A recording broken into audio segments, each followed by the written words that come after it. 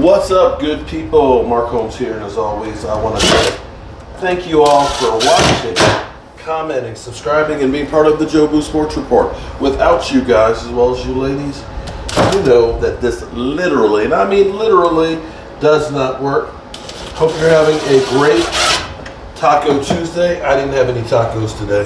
It's Taco Tuesday. I know it's the law. You gotta have tacos, but didn't have any. In fact, I think I had a leftover piece of the sub. That's what I actually had for dinner today. Here at the Red Brick House, doing some work and keeping up with the news of the Cowboys. We know tomorrow is Wednesday, which means the Cowboys are back on the practice field to get ready for the Miami Dolphins and Tyreek Hill in a huge game that had the Eagles won. Let's be clear. The Eagles had won last night.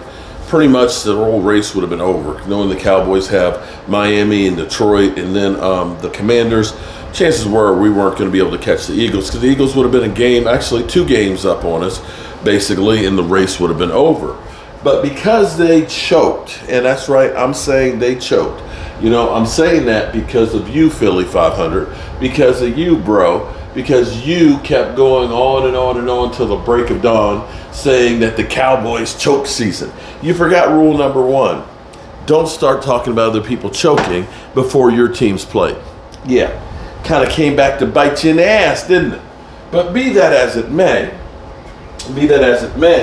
there is an interesting take. Now, this is, we only have a couple more weeks left to the season here, and things start to get crazy. That's when coaches start to get fired. We know Ron Rivera is going to be out.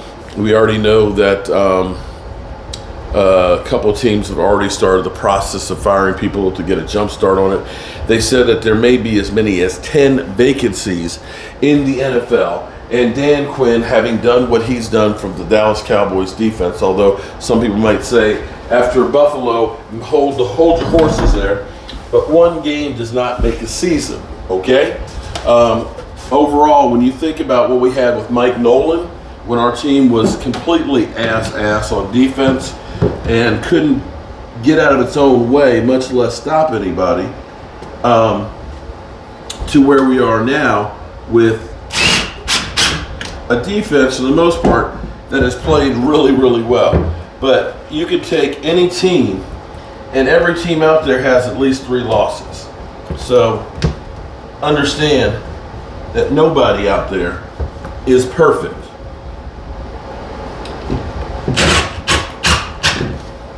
And Dan Quinn will be a name that you hear with all the teams. Chargers, of course, we've already heard that he might be a prospect there. Especially people think that, oh yeah, he would like to work with Kellen Moore. I might say that maybe he doesn't want to work with Kellen Moore, and maybe Kellen Moore might be gone if Dan Quinn becomes the head coach of the Chargers. But then again, who knows?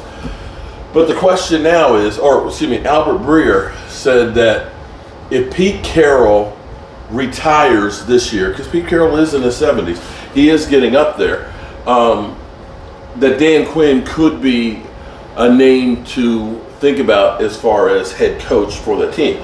Now, I will say, of course, that definitely sounds like a possibility because Dan Quinn, and here's what I will say, not every coaching job is a job that you want to get. There's some organizations that you're going to get beat down as the coach, that some organizations will do whatever they need to try and win. Other ones are, you know what, I'm okay with just getting my check at the end of the year. I'm not trying to spend too much of this money. And don't necessarily do what it takes to try and win. Jerry Jones is constantly trying to win. You can say Lurie is constantly trying to win. But you look at some franchises that, you look at kind of maybe the Cardinals, you look at the Chargers and some of these other ones that are kind of like, meh, if we win, we win. If we don't, no big deal. You may not want to go to those organizations. You look at the Raiders, for example. The Raiders who had a playoff team and playoff coach and decided, no, we don't want to quite do it with him. We're going to go ahead and get Josh McDaniels and screw the pooch on it. Or like the Carolina Panthers that had Steve Wilkes, who turned the team around, and they said, nah, let's not do that. We'll go out and get Frank Wright, okay, who had just failed in Indianapolis and gotten fired. So some of these jobs are jobs that you may not want. And taking them may be the last job you get, especially if you're a minority candidate. But sometimes you don't get very many opportunities. The thing with Dan Quinn is, having been a coach with the Atlanta Falcons that took him to the Super Bowl and unfortunately had the big meltdown, and now seeing what he's done with the Dallas Cowboys defense and with the defense with the Seattle Seahawks, he's going to be a guy that's going to be mentioned for every job.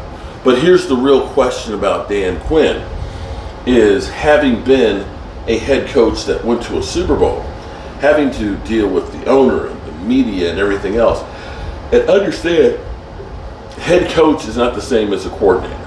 Some people love to be the head guy in charge, the architect, the hang-around guy, as people are calling Nick Sirianni.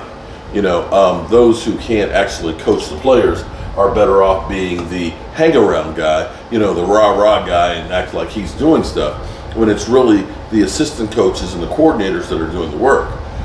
The question is, does Dan Quinn, who is, I would say, as much as most coaches around the NFL, more people probably know Dan Quinn than, say, the head coach of the Atlanta Falcons or the head coach of even the Cincinnati Bengals, because the Dallas Cowboys are so high profile. You, as the defensive coordinator, get as much publicity as a head coach at another market, maybe even more. And the fact that you are in the situation where you've had full latitude to do what you want and have a generational talent like a Micah Parsons, you may not be that much in a hurry to go to a job that might be a cesspool, that you're basically being set up to fail. And that's where you look at this and say, if Dan Quinn's going to become a head coach, it's got to be the right spot. Now, I may say, if we're talking about the Chargers, that ain't the right spot. That ain't it. You can look at that and say the Spanos family is not the place you want to be. But the Seattle Seahawks, a place you already know the people, and following, of course, Pete Carroll, that one might be one that you might say, I'm going to look at this one a little harder than other ones. The bottom line is this. I have, in my life, I've been very fortunate in life. I have learned woodworking and carpentry at a young age. When I was about 10 years old, my parents were putting an addition onto the house. My uncle, who was a carpenter and a brick mason, was the one that was doing the job. And I became his helper, and that's when I started doing stuff. And then my dad had an old shopsmith machine, and any of you that do woodworking know what a shopsmith machine, maybe you do or maybe you don't, but it's like a 5-in-1 machine. That's a table saw, a boring jig, a wood lathe, a drill press, and a disc sander.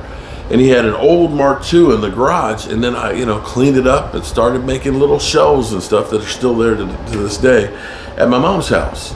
Well, I took those skills and knowledge that I had, and I built, the wood bore, and we built an 80,000 square foot warehouse. We built, Bassett furniture stores and things like that, and having big jobs, doing additions on people's houses and things, and at one point, I had 20 people that worked for me. But I didn't like it because I didn't like having to do all the answering to the homeowners. I didn't like all the paperwork and payroll and doing all this stuff. What I really enjoy is actually creating and teaching what I know to others. I get more enjoyment by making these doors on this cabinet and building this cabinet, even though I get dirty and, covered with dust and everything else. It's more enjoyable for me to do that than to watch somebody else do it. And that's the thing you have to wonder for Dan Quinn. And in life, do what you love and love what you do. And if you find those things, it's never a job. And at some point, you may look at being that head coach. That's a job. That's a lot of shit I may not want to deal with. Working with those guys, kicking the nose tackle out of the way and you up in the middle reliving your glory days and working and practicing and having your hands on with the guys and running around and sweating. Maybe what really makes Dan Quinn happy. When you see him in the booth and the excitement that he has in there, I'm not sure he's missing being that head coach. I can't speak for him. I'm just giving you a possibility of what his thought process might be. And we'll find out, because I can guarantee you that Dan Quinn is going to be a name that will go around. Maybe truthfully, or maybe just because the talking heads are trying to have something to talk about. And there you have it. Looks pretty good with those doors on there, doesn't it? Yeah, it does. It does. All right, good people. Hope y'all are having a good Taco Tuesday. Eagle fans. Yeah, it's like that, and that's the way it is. Peace.